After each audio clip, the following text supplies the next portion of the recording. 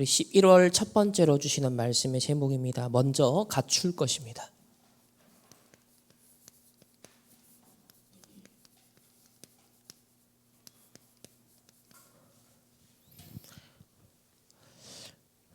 오늘 제자들이 세계복음화할 전도자로 파송을 받기 전에 먼저 무엇을 굳게 붙잡고 있어야 되는지, 갖춰야 되는지 오늘 말씀 주십니다.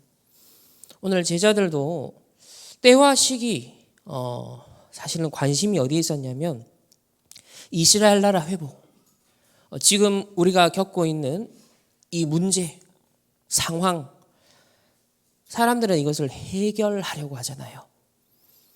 그래서 조금 더 내가 이 상황에서, 이 상태에서 좀 편안해지고 또 덜 신경 쓰길 원하죠. 근데 하나님은 어떤 문제와 사건과 어려움, 우리 허락하실 때 그 문제를 해결하라고 허락하신 게 아니라 그것을 통해서 하나님이 원하시는 본질이 무엇인지 그것을 청종하고 집중하기를 원하십니다.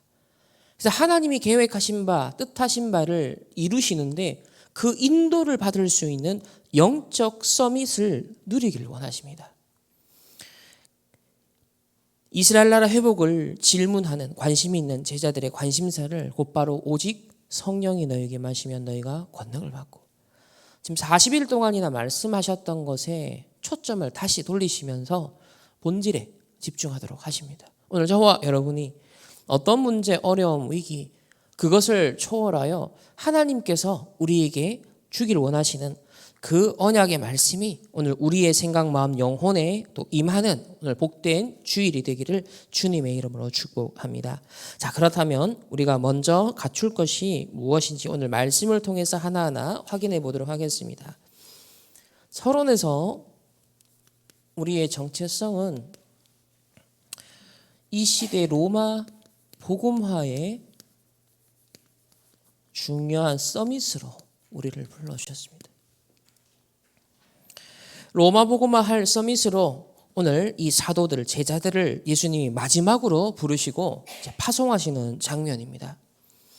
아직 이 제자들을 앞에 무엇이 기다리고 있는지 정확히 알 수는 없지만 이 감람산에 부름받아서 예수님의 마지막 강단 메시지를 들었던 이 제자들이 가야 할 길은 이미 명확했어요. 8절에 보면 예루살렘과 온 유대와 사마리아와 땅끝까지 이르러 내 증인이 되리라. 이게 하나님의 계획이었거든요. 그러면 그 시대에 적어도 이 예루살렘, 온 유대 넘어서 그들이 꺼려하는 그 사마리아와 나아가 이방 족속의 세계까지 이 복음을 들고 심부름하는 것이 우리의 삶이고 우리의 하나님께서 정하신 바구나. 그렇지만 제자들은요, 또 내려와 이 감람산의 메시지를 받고도 이스라엘 나라 회복이 이때입니까? 라는 또 육신적인 그 오래된 생각에 사로잡혀 있었습니다. 이게 반복된다는 거예요. 저와 여러분이 정말 집중해야 될 시간표가 온 것입니다. 예수님께서 말씀하신 것, 이 성경이 계시하는 바 가장 핵심적인 것, 그리고 앞으로 마지막 날까지 이루실 세계복음화의 그 언약에 집중하여서 로마 복음화에 쓰임받는 서밋으로 나를 부르셨으니까 내가 그 집중을 해야겠다. 그런 인도를 받아야겠습니다. 자, 첫 번째로 그래서 주신 언약이 뭐였냐면 서밋 타임을 가져라. 우리를 서밋으로 하나님 부르셨기 때문에 서밋 타임을 가져라. 서밋은 정상이잖아요. 봉우리에 탁 올라선 거잖아요.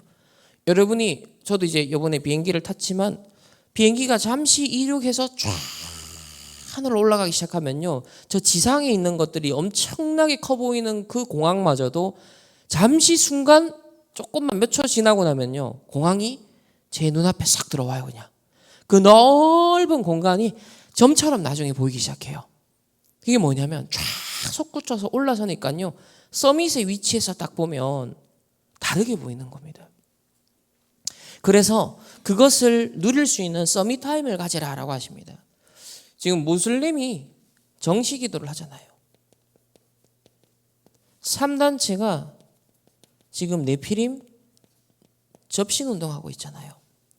프리메이슨이 회관에 모여서 신비 체험을 하고 있습니다. 불교는 템플 스테이와 지금 108배를 통해서 집중하고 있습니다. 저와 여러분은 주님이 가르쳐 주시고 남겨주신, 그리고 전도자가 확인하신 이 777 기도 속으로 들어가라.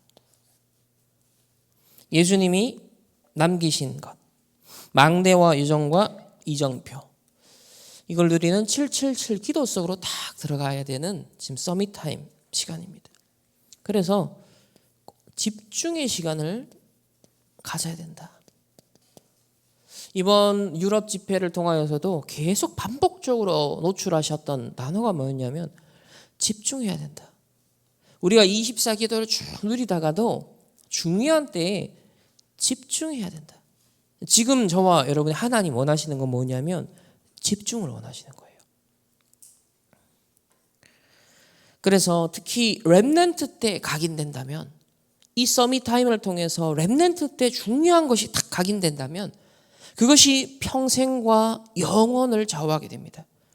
오늘 여러분이 이 온종일 드리는 예배 때 하나님의 말씀을 청정하고 하나님이 지금 이 시간표에 가장 절대적으로 원하시는 것이 무엇인가에 집중하고, 그걸 한 주간 동안요 막 붙들고 있는 게 아니라 그냥 오늘 완전 각인시켜 버려야 되는 거예요. 주일날 온종일 그걸요 소화시켜 버리는 거예요. 완전 내게 각인되도록 한 주간 동안 뿌리 내리고 내 삶 속에서 그 성취가 확인될 만큼 주일은 온종일 하나님 앞에, 말씀 앞에 나를 집중시키는 시간입니다. 오늘 드리는 예배가 하나님 앞에 이 집중의 시간을 찾아 누리는 여러분에게 가장 복된 시간 되시기를 주님의 이름으로 축복합니다. 그래서 어디에 있어도 어떤 상황을 만나도 괜찮은 24기도. 순례자들이 어떤 상황, 어떤 문제, 그 속에서도 계속 호흡하고 24기도 속으로 들어갔습니다.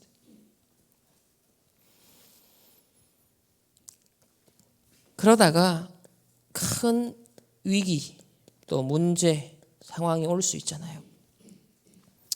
근데 그것이 보좌의 비밀을 누리는 절호의 시간표입니다. 이때 무엇이 일어나냐? 하나님의 나라가 임하는 25의 응답의 시간표입니다.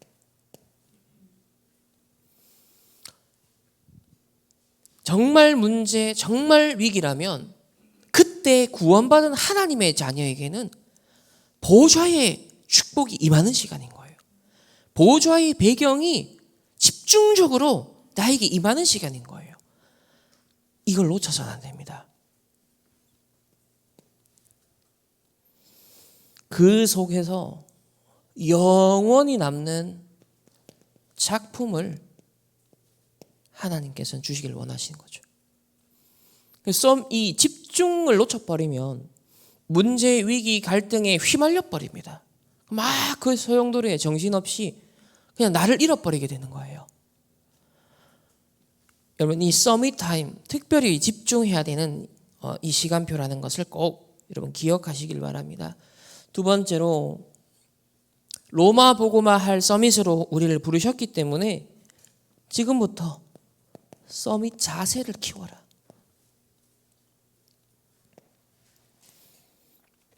서밋 자세가 뭐냐?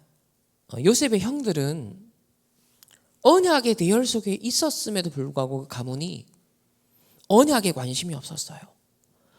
오로지 의식주, 먹고 사는 데만 관심이 있었죠. 요셉이 무슨 옷을 입는지 의식주만 생각했습니다. 하지만 요셉은요, 관심사가 달랐어요. 하나님이 주신, 아브라함을 통해 주셨던 세계복음화의 그 언약,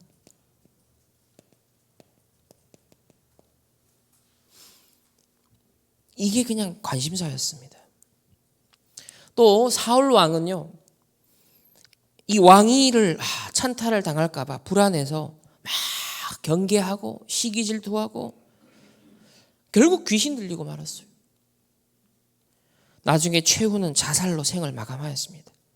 하지만 다윗은 어땠습니까? 사울에게 들린 이 귀신을 쫓아내는 사역을 했습니다. 다윗은 시간표가 되어서 골리앗 앞에 당당히 나가 골리앗을 꺾었습니다. 그에 비해서 형들은요, 옛날부터 너는 교만하다라고 하면서 다윗을요 비아냥거리고요. 그때 다윗이 어떻게 나갔죠? 내가 어찌 이유가 없겠습니까? 하나님 앞에서 딱 정한 뜻이 있다는 거예요. 여러분, 진짜 장수 용사가 위기 때 드러나잖아요. 진정한 영웅은 국가에 전쟁이 나거나 위기가 왔을 때 빛을 발하는 것입니다. 여러분, 서밋 자세를 다 가져야 됩니다. 우리는 세계 보고만 할, 로마 보고만 할 이 시대에 서밋으로 하나님 부르셨기 때문에 이 축복을 반드시 누리는 것에 집중을 해야 됩니다. 세 번째는 서밋 그릇을 갖춰라. 왜냐하면 더 중요한 것은 앞으로 남은 미래를 대비해야 되는 것이죠.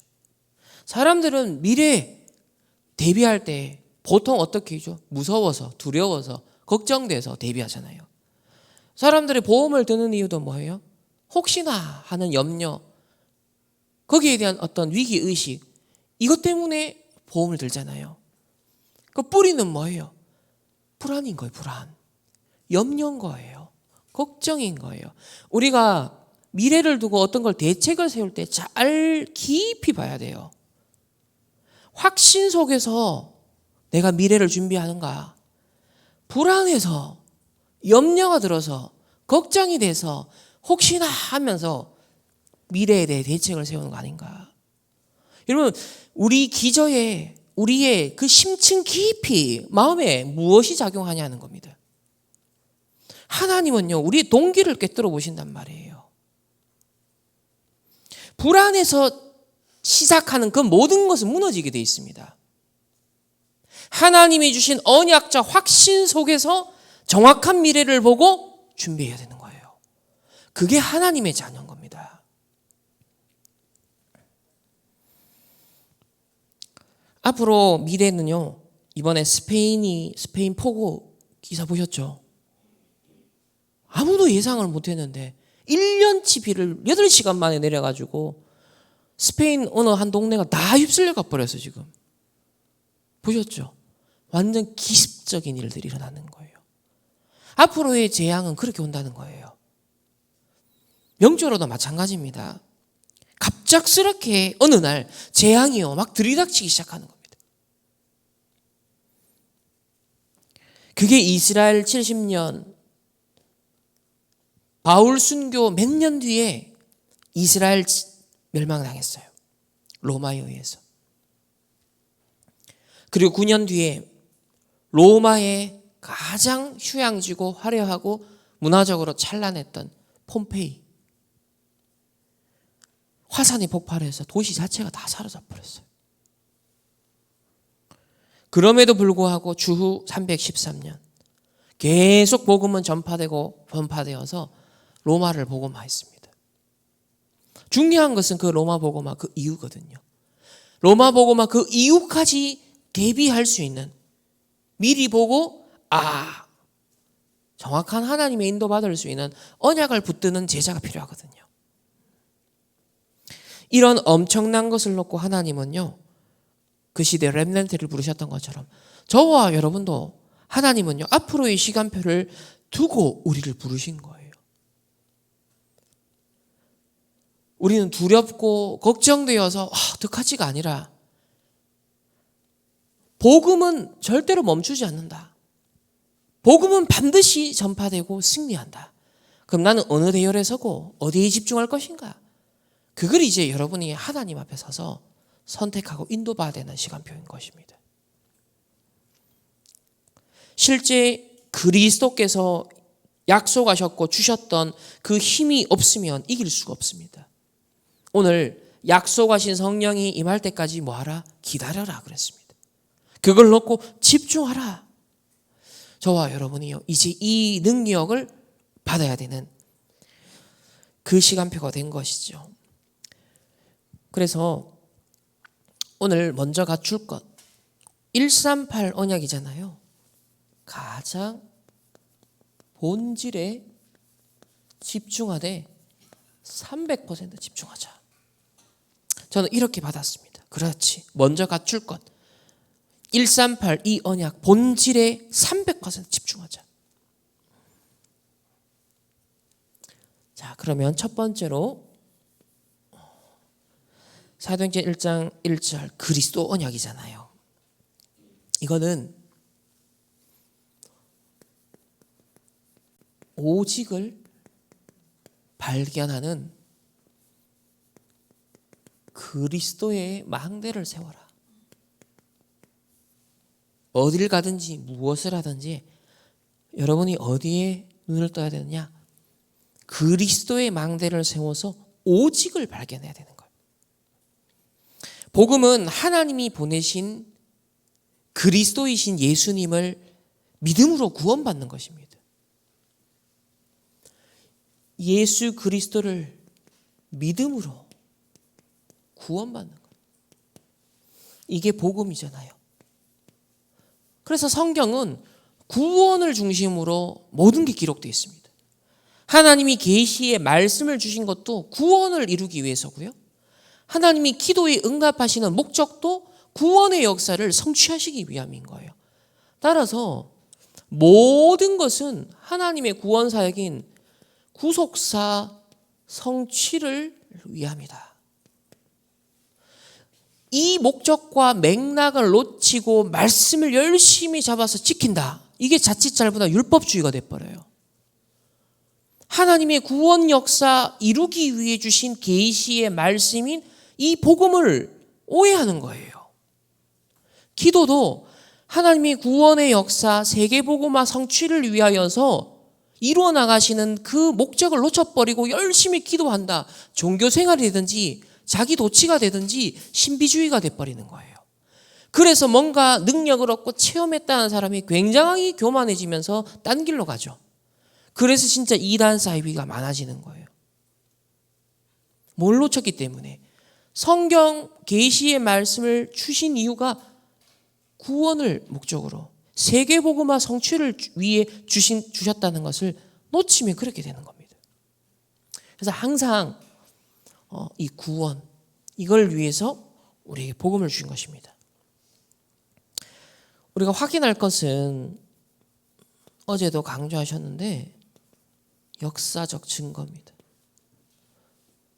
여러분들이 오늘을 우리가 지금 살아가지만 미래를 보려면 과거의 발자취를 확인할 필요가 있습니다. 역사 증거는 간단하게 말하면 복음 주신 것은 구원을 위해서예요. 근데 이 구원을 주는 복음을 놓쳐버리면 반복적으로 재앙이 임했다.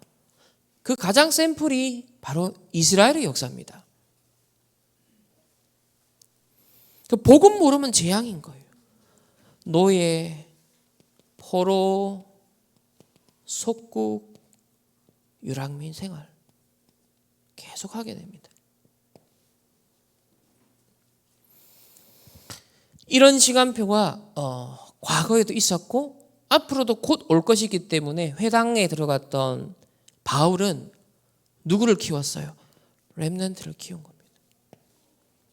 렘넌트에게 아주 중요한 것을 준비시켰던 거예요. 그래서 사도행전 17장 1절에 보면 그리스도의 당위성을 설명했습니다. 저와 여러분이 그리스도의 망대를 세워서 오직을 발견하되 무엇을 발견해야 되냐? 이번 한 주간도 그리스도의 당위성을 발견하시길 바랍니다. 왜 그리스도가 아니면 안 되는가? 나 개인도, 여러분 가정도, 만남도, 세상을 보면서도요. 어떤 문제와 사건을 보면서도 그렇습니다. 그래서 오직 그리스도여야만 하는 것이구나. 그래서 우리에게 여자의 후손을 약속하시고 보내주신 것이구나. 여러분 이걸 딱 잡아야 되는 거예요. 그리스도의 망대를 딱 세워야 되는 것입니다. 오직을 발견하라. 첫 번째로 매일입니다. 우리는 매일 이 그리스도를 고백하고 선포해야 됩니다. 그리스도의 이름을 고백하시길 바랍니다. 그리스도의 이름의 권세로 선포하시길 바랍니다. 매일 이렇게 할 때요 각인돼요. 그리스도가 각인돼 버려야 돼요. 복음이 완전 우리에게 각인돼 버려야 됩니다. 이것만이 저주 재앙을요 사단을요 지역 배경을 완전 꺾는 것입니다. 언약을 기억하세요. 창세기 3장 15절 여자의 후손이 뱀의 머리를 상하게 할 것이다.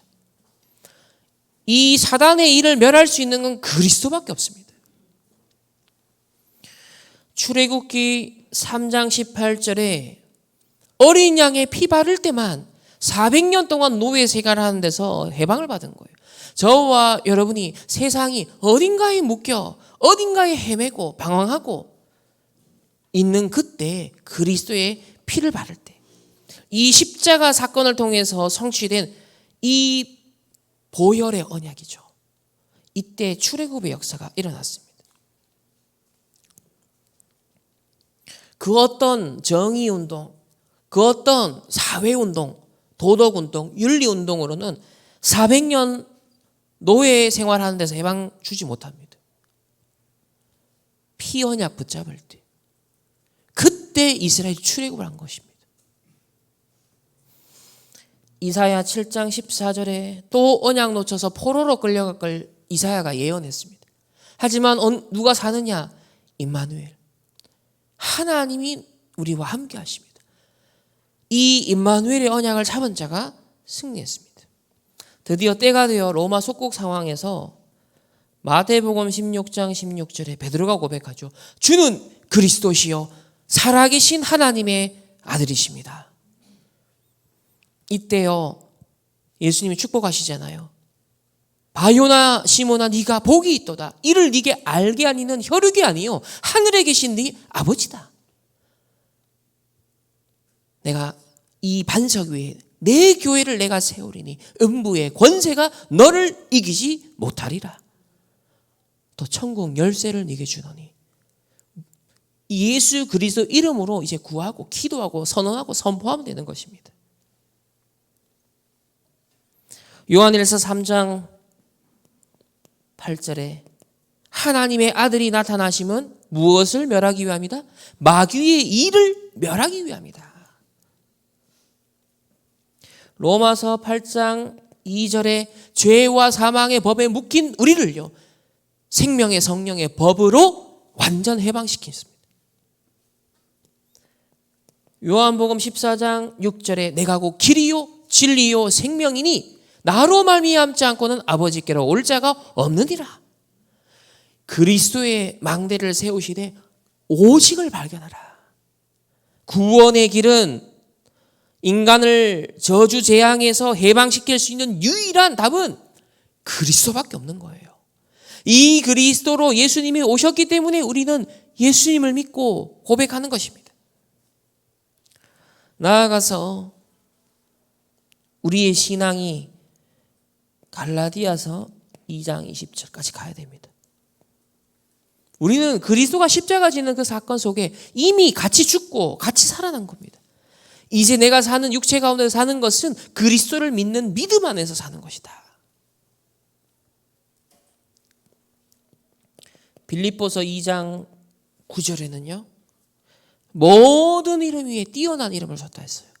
하늘과 땅에 그 모든 이름 가운데 가장 뛰어난 이름, 그 이름이 그리스도. 이거를 매일 고백하고 매일 선포하라. 완전 내게 각인되도록.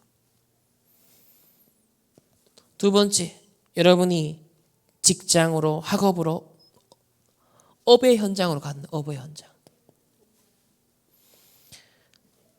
이 말은 뭐냐? 여러분의 전문성도, 여러분의 기능도, 여러분의 모든 경제 활동, 여기에 주인도 누구다? 그리스도. 여러분의 생업의 현장에도 주인이 누구시다? 그리스도.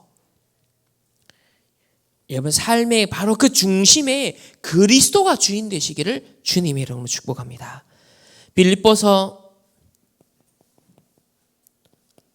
3장 우리 7절에 보면 이렇게 고백합니다. 무엇이든지 내게 유익하던 것을 내가 그리스도를 위하여 다 해로 여길 뿐더러. 바울이요 그리스도를 고백합니다. 전에 내가 내 유익을 위해서 추구하던 그 모든 육신의 것들 그리스도를 위하여 다 배설물로 여긴다. 8절에는요. 모든 것을 해로 여기면 내 주 그리스도 예수를 아는 지식이 가장 고상하기 때문이라. 내가 그를 위하여 모든 것을 잃어버리고 배설물로 여김은 그리스도를 얻고. 여러분 어떤 전문성과 실력과 학업의 탁월한 성취를 이룬다 하더라도 바울과 같은 고백이 있어야 되는 거예요. 그래야 하나님께 쓰임받아요. 내가 이룬 나의 야망, 나의 성취, 나의 목표가 아닙니다. 나의 업적이 아닙니다. 그리스도를 위하여 다 해로 여길 뿐더러 그리스도를 아는 지식이 가장 고상하기 때문이다. 그럼 바울이 이루었던 모든 성취가 버림을 받았습니까? 아니죠. 그리스도를 최고라고 고백하는 바울을 통해 하나님은요 이때까지 준비한 모든 걸 하나님 사용하게 하셨습니다. 골로새서 2장 2절에 이렇게 말합니다. 하나님의 비밀인 그리스도를 깨닫게 하려 함이니 3절에 그 안에는 지혜와 지식의 모든 보화가 감추어 있느니라. 그리스도 안에 모든 지혜와 지식의 보화가 감추어져 있다 그랬습니다. 그러면 우리가 집중할 건 뭐예요? 그리스도, 오직 그리스도의 망대를 세우는 것. 이번 한 주간 견고한 그리스도의 오직의 망대가 여러분 안에 먼저 세워지시기를 예수님의 이름으로 축복합니다. 여러분의 직업, 학업, 그 생업의 현장에도 그 전문성과 기능의 현장 속에서도 그리스도가 주인으로 역사하시기를 주님의 이름으로 축복합니다. 세 번째는 이제 우리는 평생 이 언약의 여정을 가야 됩니다. 우리는 로마 복음화의 그 성취 속으로 가야 됩니다. 바울은 이렇게 고백합니다. 빌립보서 3장 12절에 이미 얻었다 함도 아니요 온전히 이루었다 함도 아니요 오직 내가 그리스도 예수께 잡힌 바 된 그것을 잡으려고 달려가노라. 저와 여러분의 평생 그리스도께 잡힌 바 된 것을 향하여 내가 이렇게 헌신했다. 내가 이런 걸 이루었다. 내가 교회를 위해 주의 종을 위해 많은 헌신을 완전 헌신을 했지만 이미 얻었다 함도 아니요 온전히 이루었다 함도 아니라 오직 내가 그리스도 예수께 잡힌 바 된 그것을 잡으려고 달려가노라. 바울의 경주는 달랐어요. 바울이 달려가는 길은 달랐다니까요. 저와 여러분 평생 그리스도께 잡힌 바 된 그 길 속에 있기를 원합니다. 첫 번째 본질 그리스도인데 오직을 발견하라. 매일 발견하고 나의 생업의 현장에서 발견하고 평생 그리스도를 발견하고 그리스도께 발견되는 저와 여러분의 삶이 되기를 주님의 이름으로 축복합니다. 우리 구원받은 하나님의 자녀입니다. 구원받은 자의 무한한 축복을 우리 정말 찾아 누립시다. 자, 두 번째는 사도행전 1장 8절이잖아요. 이거 하나님의 나라인데 이제 하나님 나라의 여정을 가야 돼요. 여기서 생각할 것은 이 유일성의 응답을 잘 기다려야 됩니다. 유일성의 응답을 기다려야 돼요. 하나님 나라 이루는 여정을 가야 되죠. 첫 번째로 다음번에 자세히 좀 보겠지만은 삶 집중을 통해서 우리가 이 기도잖아요. 기도가 없으면 못 기다려요. 근데 기도가 탁 되어지면 당황되는 상황에 막 심장이 벌렁벌렁할 때 잠시 숨 고르고 호흡하며 기도하면요, 차분해지면서 냉철해지면서 하나님이 뭘 원하실까? 딱 그 질문으로 돌아갑니다. 이 여유를 잡아내는 게 기도거든요.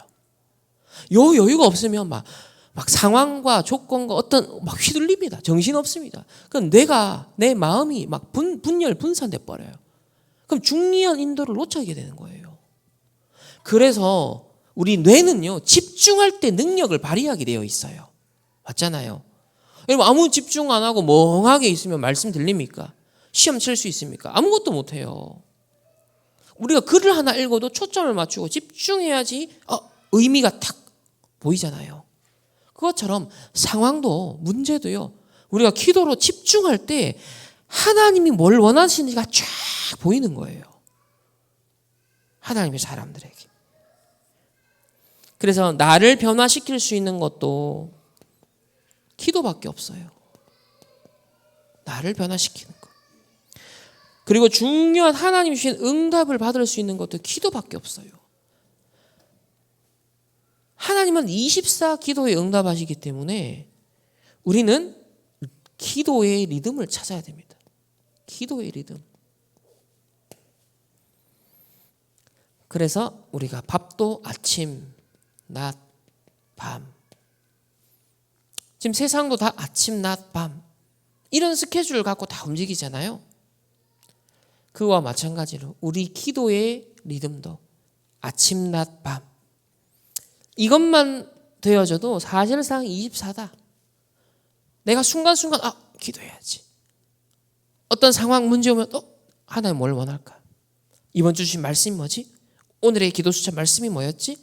그 속으로 탁 들어가는 거예요. 그냥 24. 다른 거 없습니다. 특별한 방법도 없어요. 그냥 계속 기도 속으로, 말씀 속으로 들어가는 거예요. 순간순간 그냥 그 속으로 들어가는 거예요. 어느 날 내게 24가 딱 리듬이 딱 생긴다는 거예요. 이래 되면 인도를 받게 돼요. 인도를 받습니다. 두 번째는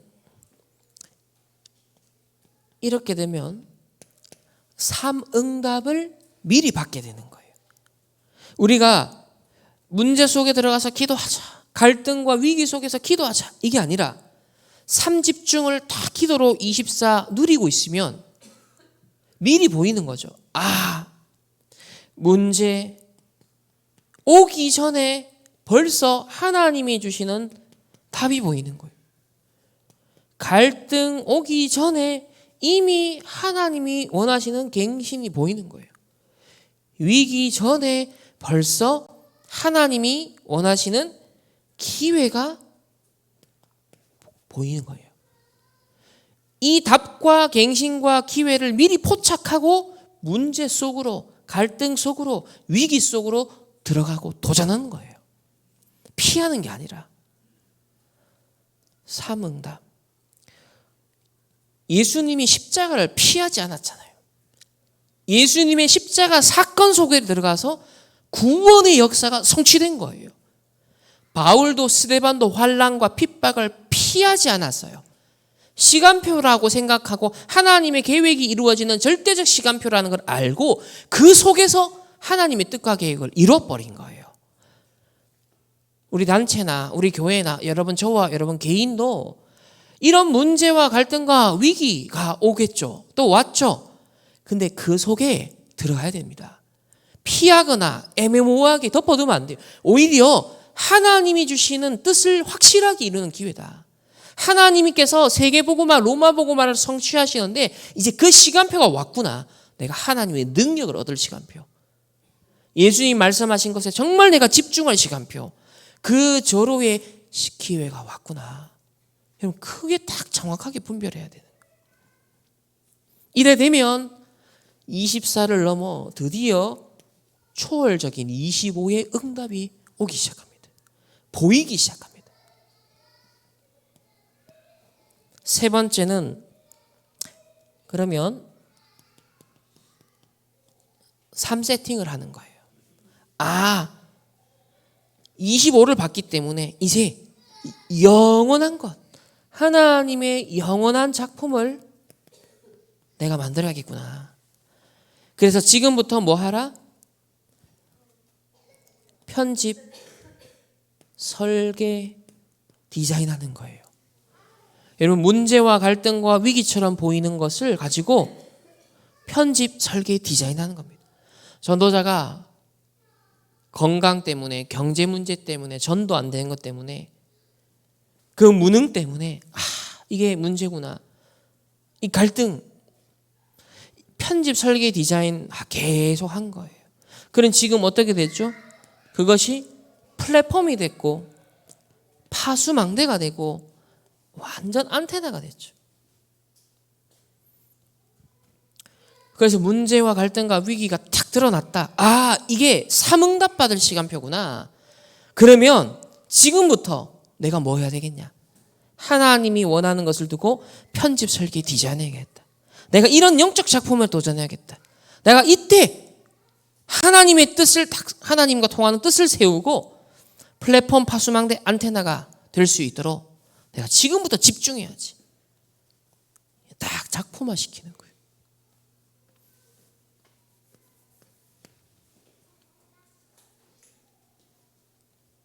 세 번째는 이제 재창조에 도전할 시간표입니다. 하나님이 창조주 하나님이고 우리에게 성삼위 하나님이 함께 하시기에 이제 재창조에 도전할 수 있습니다. 이 재창조의 도전은 뭐냐면 성령이 역사하시는 이정표입니다. 첫 번째는 오직을 발견하는 그리스도의 망대를 세우자. 두 번째는 유일성의 응답을 기다리는 하나님의 나라의 여정을 가는 것이다. 세 번째는 재창조의 역사에 도전하는 성령의 그 역사를 따라가는 이정표. 자, 첫 번째 증거는 사도행전 13장 1절에서 4절까지의 말씀인데요. 선교팀이 최초로 파송됩니다. 구약에 요나가 겨우 끌려가지고 억지 선교로 끝났잖아요. 근데 선교 한 사람이 아니라 그것도 팀이 하나가 되어서 파송을 받아요. 근데 여기 보면 2절에 이런 말씀이 나옵니다. 13장 2절에 주를 섬겨 금식할 때 보통 사람들은 자기 문제가 급했을 때 금식한다. 보통 이때까지 신앙생활 한 사람들이 문제가 생기고 급하니까 문제 해결을 위해서 매달리거나 금식하거나 자 이렇게 했단 말이에요. 근데 선교팀은 그렇게 안 했어요. 주를 섬기기 위해 금식했어요. 하나님의 뜻과 계획이 온전히 이루어지는 걸 놓고서 집중했다는 거죠. 저와 여러분이 이 위기 상황 때문에 기도하는 게 아니라 하나님이 진정으로 원하시는 그 평안함과 소통되기 위해서 기도해야 되는 거예요. 이게 중요한 하나님의 자녀의 차원의 삶입니다. 그래서 주를 섬기는 마음으로 금식하면서 기도했는데 성령의 인도를 받아요. 성령이 이르시되 내가 불러 시키는 일을 위하여 바나바와 사울을 따로 세우라. 보세요.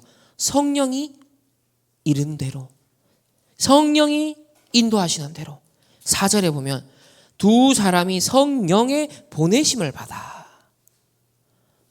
완전 성령 인도 속에 성령 인도 가운데 지금 보내심을 받습니다. 이게 전에 없던 일이라니까요. 이스라엘이 못했던 일. 그리고 심지어 초대교회도 머뭇하고 있었어요. 예루살렘과 온 유대까지는 거리낌이 없었죠. 근데 사마리아는 사도들조차도 거리끼고 있었거든요. 근데 헬라파 출신의 디아스포라 출신의 이 평신도 전도자 빌립을 통해서 드디어 사마리아 땅에 복음이 증거되었어요.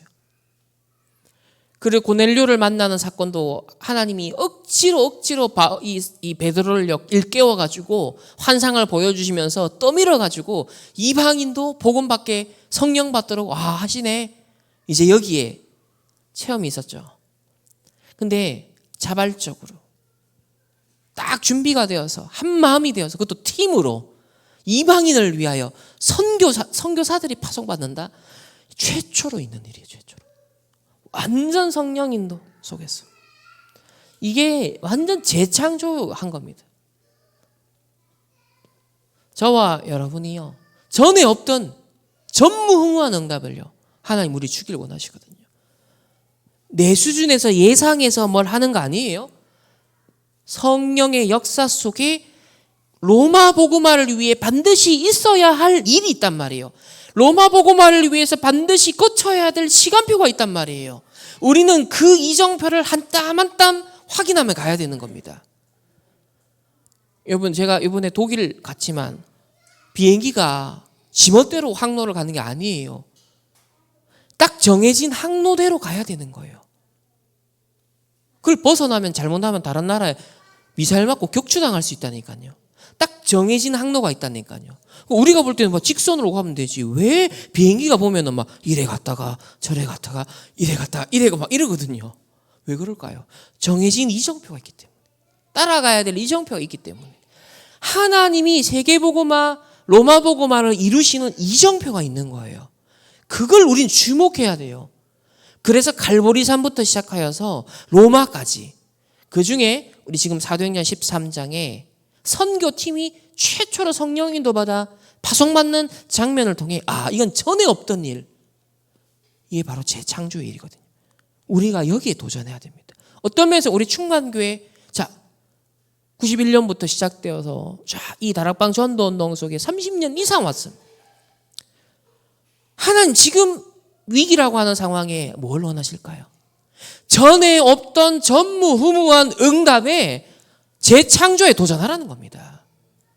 우리 장로님들이, 권사님들이, 집사님들이, 렘넌트들이, 우리 교역자들이 전에 없던 내 수준에서, 내 생각에서, 내 한계에서 벗어나서 전에 없던 재창조에 도전할 때라는 거예요.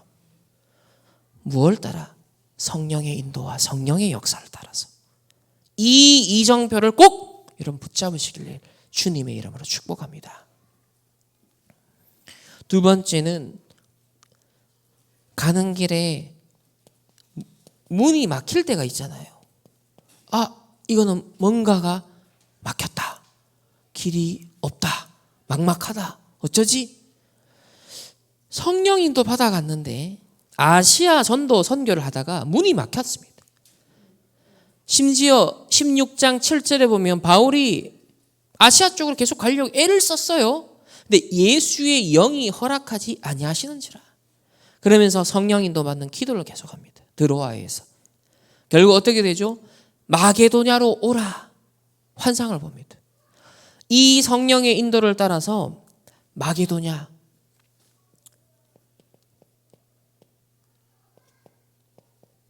여기 어디죠? 제가 다녀온 유럽입니다. 최초로 유럽에 복음이 전달되기 시작하는 거예요. 하나님이 때로 문이 막히게 하실 때는요, 중요한 전환점이다. 그걸 막 뚫어내려고 하는 게 아니라 하나님이 돌리시는 전환점이 뭘까? 이것도 사람의 생각에서 판단하는 거 말고 하나님께서 지금 로마 복음화를 위해서 절호의 기회로 주시는 게 뭘까? 이 전환점을 잘 살려야 되거든요. 우리의 인생에도 마찬가지입니다. 터닝 포인트.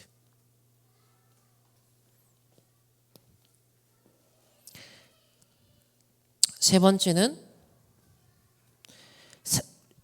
사도행전 19장에 보면 이 에베소에 엄청난 사건들이 일어난단 말이에요. 바울이 3년을 머물면서 이 에베소 소아시아 전역에 이 복음이 확산되게 합니다. 그런데 이 사역을 본격적으로 하기 전에 사도행전 19장 1절에서 7절에 뭐가 나와요? 12명의 제자를 찾아 세웁니다. 예수님도 12명의 제자를 세우잖아요. 바울도 대략 12명 정도의 제자를 딱 세워요. 근데 이 제자가 아직 요한의 세례만 알고 있는 거예요. 그래서 이 제자들에게 뭘 전달하냐면 2절에 보면 이렇게 묻죠. 이르되 너희가 믿을 때 성령을 받았느냐? 이르되 아니라 우리는 성령이 계심도 듣지 못하였노라. 그래서 바울이요 그 뜻을 풀어 설명합니다. 예수 그리스도에 대해서 그리고 성령이 임했다라는 사실에 대해서 그걸요 전달해요. 그때 이 제자들이 12명에게요 성령 충만이 임합니다. 이렇게 성령 충만을 받아서 준비된 제자팀이 구성되고 이 에베소에서의 본격적 사역이 시작되는 거예요. 우리가요 우리 충만교회 지금 남은 자 여러분이 성령 충만한 제자가 되면 되는 거예요. 우리에게 지금 당장 100명이 필요한 게 아니에요. 12명의 제자. 성령 충만받은 12명의 제자가 필요한 겁니다. 오늘 이 자리에 모임 숫자가 그보다 이상 되잖아요. 나만 하나님 앞에서 이 성령 충만받으면 우리 교회 살릴 수 있다. 세계복음화 할 수 있다. 바울도 12명 갖고 에베소 복음화 이뤘습니다. 그래서 이거는 뭐였냐면 바울은 마가다락방에 참여한 사람이 아니었거든요. 그런데 마가다락방의 그 성령의 역사, 그 능력을 그대로 회복합니다. 저와 여러분도요 2000년 전에 마가다락방에 참여한 사람이 아님에도 불구하고 시공간을 초월하여서 동일한 성령의 충만한 역사, 그 능력을 덧입을 수 있다는 것입니다. 믿음으로. 왜? 믿을 때 성령을 받았느냐?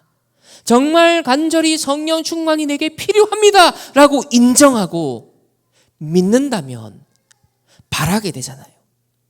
구하게 되잖아요. 기도하게 되잖아요. 근데 그거 굳이 내가 필요하다고 느껴지지 않으면 거기에 몰입하지 않습니다. 갈급해지지도 않아요.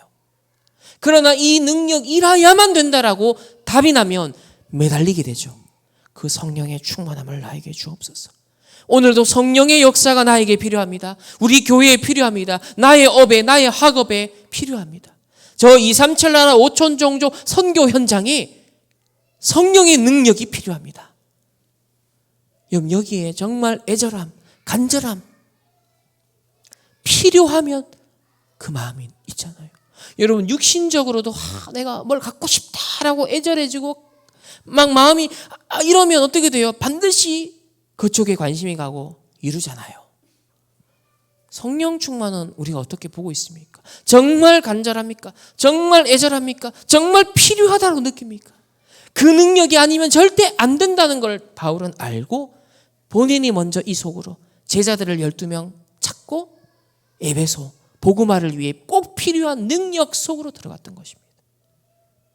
우리가 어찌 지금 이런 상황에서 세계복음화 하겠습니까?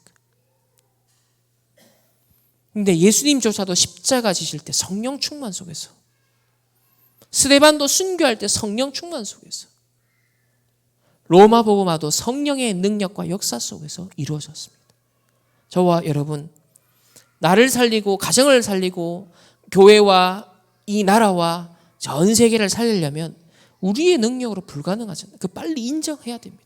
주여, 나에게 엘리사에게 임한 갑절의 영감, 그 충만함이 나에게 임하게 하옵소서. 오순절 마가다락방에 임한 그 성령의 역사가 나에게 임하게 하옵소서. 하나님, 바울에게 역사하신 그 성령의 충만함이, 스데반에게 역사하신 그 성령의 역사가 나에게 임하게 하옵소서. 결론입니다.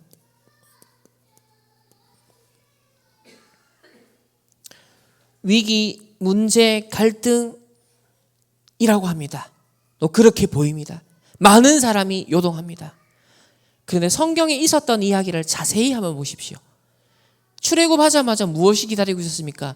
홍해가 기다리고 있었고, 뒤에는 애굽 군대들이 총충떠러가서 추격하고 있었습니다. 당시 고대 근동에서 이집트의 이 마차는요, 최고의 신식 무기였거든요. 가장 기동력이 뛰어나고요. 그런 엄청난 최신식 군대가 모든 무기를 다 들고 군대 장관들, 장교들이 총출동해서 그것도 바로와 함께 쫓아오고 있었어요. 그때 막 두려워 떨고 어떡하지? 그때 반응들 보세요. 우리가 왜 나왔냐? 애국에 두지. 여기서 죽도에 만드냐? 이스라엘 백성들의 고백을 보면 다 불신앙이에요. 다 현실만 본 거죠. 근데 하나님 모세를 들어 뭐라고 말씀하십니까? 너희는 가만히 있어. 하나님이 이루는 구원을 봐라.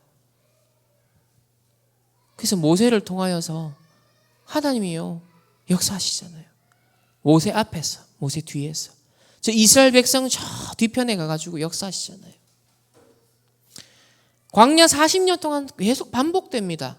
우리의 여정 속에요 불신앙이 들 만한 위기라고 착각할 만한 상황은 계속 생겨요. 심지어 가나안 정복을 하게 되는 세대인 여호수아 갈렙이 이제 뭐라고 말해요? 두려워하지 마라, 놀라지 말라, 함께한다. 내가 모세와 함께했던 것처럼 너와 함께할 것이다. 좌로나 우로나 치우치지 마라. 내가 너에게 준 언약의 말씀 주야로 묵상하라. 그럼 반드시 정복하다. 이미 얻었다고 했거든요. 그렇기 때문에 우리는 뭘 집중하라? 본질에 집중하되 300%. 지금은 비상시국 아닙니까? 본질 집중 300% 하는 증인이 일어나야 됩니다. 아무리 이런저런 위기, 핍박, 박해, 문제가 있어도 하나님의 뜻은 안 변해요. 로마 복음화거든요. 세계 복음화거든요. 237 나라와 5천 종족이 기다리고 있는 곳. 바울은 가는 곳마다 이 중심지를 공략했습니다. 이 로마라는 것은 어느 한 특정 나라, 어떠한 지역에만 국한되지 않습니다. 요소에 문화에 영향을 주는 영적 로마가 있다. 문화에 영향을 주는 영적 로마가 있다. 그 중에 특히 지금 3단체가 요소에 흑암을 퍼뜨리는 이 문화에 영향을 주는 이 영적인 로마로 탁 서 있다. 네피림이요, 명상운동이 영적인 로마로 곳곳에 지금 유대인들이요 전 세계에 흩어져서 성공했어요. 그런데 그들이 그 성공을 가지고 그 힘을 가지고 이제는 당하지 않겠다라면서요 엄청나게 지금 대비하고 전쟁을 계속 하잖아요. 요소의 재앙이요 계속 오는 겁니다. 지금 미국 대선이 얼마 안 남았어요. 지금 트럼프가 돼도 굉장히 어려울 수 있고 해리스가 돼도 또 엄청나게 재앙지대가 올 수 있어요 지금. 그러니까 미국이라는 나라에 이제 앞으로 서게 될 지도자들에게서 뭔가 선한 것, 긍정적인 것은 기대할 건 거의 없어요. 어떻게 하면 이제 차악이라 그러죠. 차악.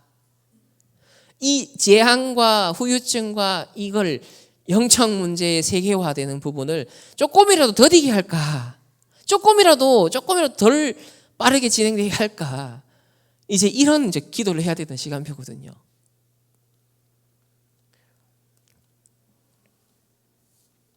그래서 우리나라 상황도 그렇고 지금 전 세계 교회 상황도 그렇고 우리는 위기라고 합니다. 문제라고 합니다. 그래서 남은 자, 복음 때문에 남은 자의 길을 가야 돼요. 이 복음 때문에 남은 자를 하나님이 지키고 보호합니다. 그리고 여정을 가는 순례자. 여정을 가는 순례자는요 많은 한계가 와요. 어려움이 와요. 힘에 부쳐요. 그렇기 때문에 순례자가 계속 호흡하면서 기도를 했던 것처럼 우리도 이 777을 가지고 계속 24 기도 계속 그 속으로 들어가요. 내게 망대가 설 때까지 딱. 그리고 우리는 정복자로 가야 됩니다. 이 정체성을 꼭 기억하세요. 남은 자, 순례자, 정복자. 그래서 여기에 대한 답을 이미 가지고 가야 된다. 이게 묵상 시대를 여는 거다, 그렇게 표현했죠. 묵상 시대. 그러니까 내가 남은 자구나. 나는 순례자의 길을 가는 거구나. 그러나 궁극적으로 정복자가 되는 것이구나. 이걸 미리 딱 메시지로 가지고 있어야 되는 거예요. 그러면 이걸 계속 묵상하는 거예요. 지금 나는 복음 때문에 이거 남았구나. 다락방이 초창기에 정치적으로 교권에 의해서 막 이단 누명을 쓰잖아요. 복음 때문에 남은 자. 지금은 이제 흑암 문화, 언론, 이런 세상의 인본주의자들에 의해서 엄청난 공격들이 일어나거든요. 우리 순례자로 가는 거예요. 처음에 초창기에는 이스라엘 백성들이 이 초대교회를 교권, 유대교 지도자들이 핍박했어요. 근데 30년 동안은 로마는 박해를 안 했거든요. 근데 딱 30년 지나고 난 다음에 로마가 본격적으로 박해를 했잖아요. 저는 이제 30년 동안 교권에 의해서 이러다가 이제 남은 우리의 이 순례자 여정은 세상이 들고 일어난 거예요. 근데 로마는 정복됐습니다. 복음의 승리. 역사적 증거를 잡아야 돼요. 루터가요, 처음에 종교개혁 이러니까 이 교황이 열받잖아요. 교권을 갖고 막 회유하기도 하고, 네 좋은 자리 주겠다 회유하기도 하고요. 막 죽이겠다 급박하기도 하고요. 나중에는 이 교황과 황제, 신성 로마 제국의 황제가 손을 잡고 이 루터를요 죽이려고 했죠. 근데 죽였어요? 못 죽였어요. 하나님은 그 속에 보호자들을, 하나님 동력자들을 붙여서요 기가 막히게 피할 길들을 주시면서 이 교황과 황제가요 루터 하나 죽이지를 못했어요. 근데 어떻게 됐죠? 유럽이 종교개혁 돼버렸어요. 그 종교개혁 신앙 가진 사람들이, 청교도들이 미국 건너갔어요. 그 미국에서 복음이 살아서 부흥운동이 일어나 나중에 많은 선교사들 우리나라에 왔어요. 이제 우리나라가 237 나라 5천 종족의 이 성경적 복음운동, 전도운동 지금 전달하는, 심부름하는 자리에 왔어요. 복음은 반드시 승리합니다. 어떤 핍박과 박해도 복음을 막을 길이 없어요. 이 역사적 증거를 확실하게 이제 붙잡고 우리는 남은 자, 순례자, 정복자로서 자부심, 자긍심 가지고 이제는 전도자의 자존심을 가지고 여러분 승리하시길 바랍니다. 우리가 언제 사람을 추종하고 우상화하며 따라왔습니까? 언제 그런 적이 있어요? 그럴 만한 위인이 솔직히 어디 있어요? 하나님의 말씀이 맞고 복음이 맞고 이 시대에 드러내시고 일어나가시는 이것이 성경적 전도운동이라는 확신이 있기 때문에 우리는 30년, 40년이 온 거예요. 앞으로 우리 일평생과 마찬가지입니다. 이제는 차갑지도 뜨겁지도 아니한 이거 말고 확실하게 여러분 결단 내시고 집중하시길 바랍니다. 이제 생을 걸고 붙어야 될 때가 된 것입니다. 그래서 세 번째, 하나님이 나를 절대 망대로 부르셨습니다. 흔들리지 않는 견고한 절대 망대. 그래서 앞으로를 위해서 세 가지 뜰을 반드시 만들어야 됩니다. 왜? 위기, 재앙시대, 후유증 시대 오기 때문에. 그리고 우리 후대들에게 언약 전달 실패하지 않고 계속 해야 되기 때문에 금톨 시대를 열어야 됩니다. 우리가 치유받고 능력 얻어야 되잖아요. 그래서 금톨 시대를 열어야, 여기에 주역들이 일어나야 돼요. 세 가지 뜰을 반드시 만들어야 됩니다. 그렇게 되면 남은 자, 순례자, 정복자로 우리는 반드시 승리하는 그날을 보게 될 것입니다. 이번 한 주간 먼저 갖출 것, 본질에 집중하는 300% 집중하시는 한 주간 되시기를 주님의 이름으로 축복합니다. 기도하겠습니다. 하나님 감사합니다. 우리를 복음을 위한 남은 자, 순례자, 정복자로 불러주심을 감사합니다. 로마 복음화할 서밋으로 우리를 불러주심을 감사합니다. 서밋 타임을 가지며 서밋 자세를 갖추고 서밋 그릇을 준비하게 하옵소서. 오직 그리스도의 망대를 세우게 하옵소서. 유일성의 하나님 나라의 응답을 기다리고 그 여정을 가게 하옵소서. 재창조에 도전하는 성령의 충만한 역사 속으로 들어가게 하옵소서. 하나님 앞에 귀한 예물을 드렸습니다. 이 헌금이 하나님의 나라를 이루고 흑암을 꺾고 이 본질에 집중하는 300% 증인되는 일에 쓰임받는 귀한 빛의 경제가 되게 하옵소서. 나물질 성공중심, 교권, 인본주의가 힘있게 일어나는 이 시대에 속지 아니하고 복음을 위해, 전도 선교를 위해, 후대들에게 언약 전달을 위해 하나님이 역사하심을 소망하고 확신하며 우리의 업도, 우리의 경제도, 우리의 모든 삶도 오직 그리스도 하나님 나라 성령 충만에 초점을 맞추어 이 시대 로마 복음화 하는 일에 끝까지 쓰임받는 모든 구원받은 하나님의 백성들, 렘넌트들이 되게 하옵소서. 지금은 우리 주 예수 그리스도의 은혜와 하나님의 무한한 사랑하심과 성령 하나님의 내주 인도 역사하심이 먼저 갖출 것 138 언약 이 본질에 집중하길 원하는 모든 주의 백성들, 렘넌트들, 개인과 만남과 가정과 업과 흩어지는 모든 현장과 해외에 있는 모든 하나님의 백성들 머리 위에 이제로부터 영원토록 항상 함께 계실지어다. 아멘.